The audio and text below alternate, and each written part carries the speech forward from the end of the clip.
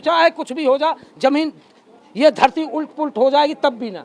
मुसलमान ही होती, सीमा गुलाम हैदरी उसका नाम होता, मुसलमान ही रहती वो तब कुछ भी होता। छोटे हैं हैदर, अगर बच्चे खुशी से हैदर के पास जाएंगे, पाकिस्तान जाएंगे, मैं मना नहीं करूंगी। सीमा जब पाकिस्तान में थी उसका तलाक हुआ, उसके बाद वो अपने पिता के यहाँ आई।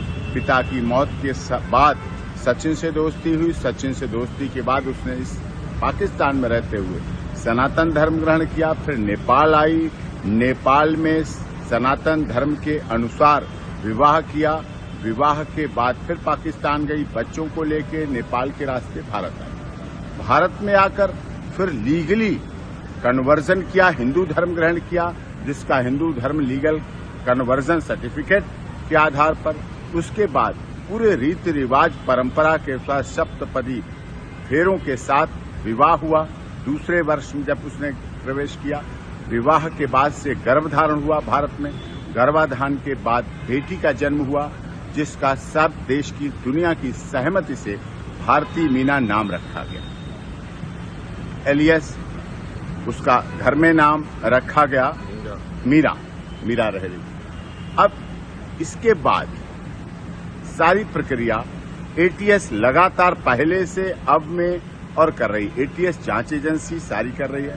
पुलिस की निगरानी अब भी पहले भी शुरू से अब तक है। उत्तर प्रदेश पुलिस माननीय न्यायालय के आदेश पर सीमा सचिन मीना के घर, अपने पति के घर ससुराल में रह रही है, जो कि भारत में जन्म लिया, भारत का रहने वाला भारतीय है। देश के महामहिम राष्ट्रपति जी के यहाँ उसकी याचिका लंबित है। सारे ओरिजिनल डॉक्यूमेंट जो पाकिस्तान से लाई थी सब सीमा के एटीएस के पास हैं, जांच कर रही है।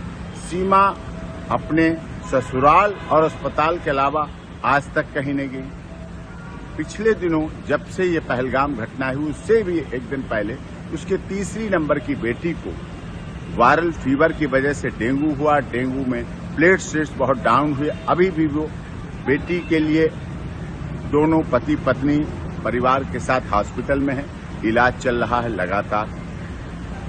नवजात बच्ची उनके साथ है, भारत में बेटी। उसका सर्टिफिकेट उत्तर प्रदेश की माननीय सरकार ने जारी कर रखा है, बर्थ सर्टिफिकेट, और उसके आधार पर है, भारत में रह रही है।